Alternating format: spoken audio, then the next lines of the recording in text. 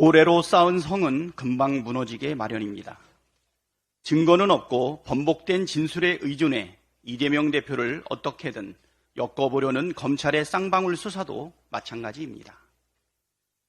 처음에 이른바 변호사비 대납 의혹으로 출발한 검찰의 수사는 계속해서 산으로 가고 있습니다. 김성태가 귀국하면 실체가 밝혀질 거라며 온 나라를 떠들썩하게 만들었던 변호사비 대납 의혹은 오히려 김성태 귀국 이후 완전히 자취를 감췄습니다. 애초부터 변호사비 대납은 존재하지 않았기 때문에 너무나도 당연한 결과입니다. 그런데도 검찰은 이재명 죽이기를 포기하지 않습니다. 변호사비 대납 의혹이 실체가 없자 등장한 것이 스마트팜 사업비 대납 의혹입니다.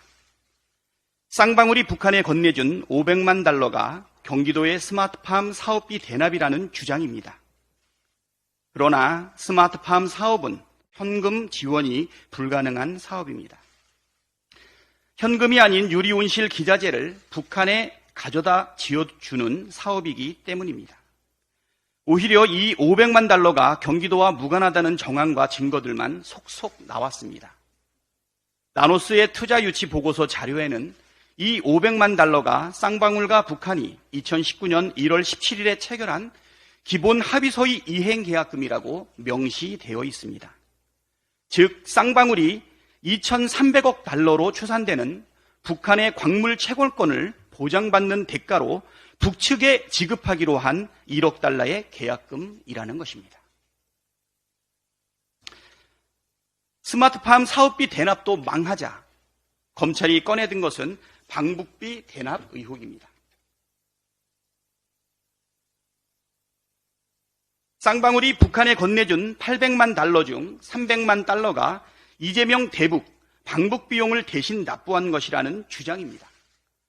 그러나 이 판넬에서 보는 것처럼 검찰의 공소장을 보면 이런 주장이 얼마나 엉터리인지 금방 확인할 수 있습니다.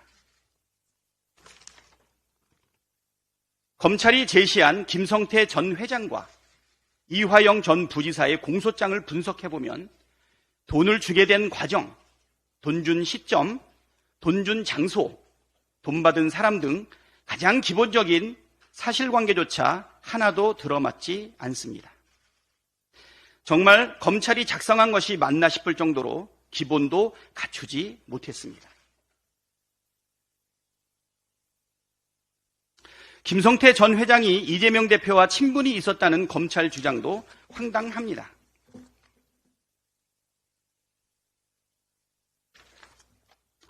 일례로 쌍방울이 북한에 돈을 준 게 2019년인데 2020년 봄 쌍방울이 마스크 10만 장을 경기도에 기부하고도 김성태 전 회장은 이재명 대표와 흔한 인증샷 하나 찍지 못했습니다. 이재명 대표가 도지사실에서 전달식이 열리는 것을 거절했기 때문입니다. 김성태 전 회장이 선뜻 800만 달러를 대신 내줄 정도로 친분이 있는 관계였다면 이재명 대표가 몇 달 뒤에 전달식을 거절했겠습니까?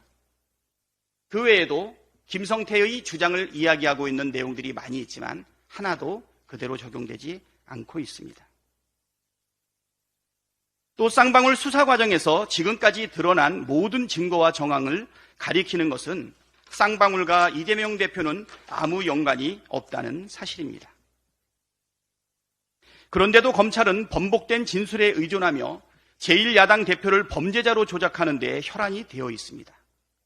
진술 번복의 배경을 의심하게 하는 정황도 한둘이 아닙니다. 귀국 전과 귀국 후의 김성태 진술이 완전히 달라졌는데도 공교롭게도 경찰은 김성태에 대해 봐주기 기소를 했습니다. 국가보안법 및 특경가법 위반보다 형량이 가벼운 외국한 거래법으로 기소를 했고 주가 조작 혐의에 대해서도 솜방망이 기소를 했습니다.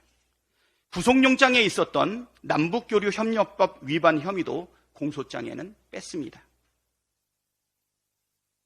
수사는 답을 정해놓고 진술을 꿰어 맞추는 것이 아니라 증거를 토대로 사안의 실체를 밝히는 것이어야 합니다. 증거도 없이 진술에만 의존하는 것은 수사가 아니라 조작입니다. 검찰이 해야 할 일은 조작이 아니라 수사입니다. 검찰이 소환해야 될 사람은 이재명 대표가 아니라 주가 조작 증거가 차고 넘치는 김건희 여사입니다.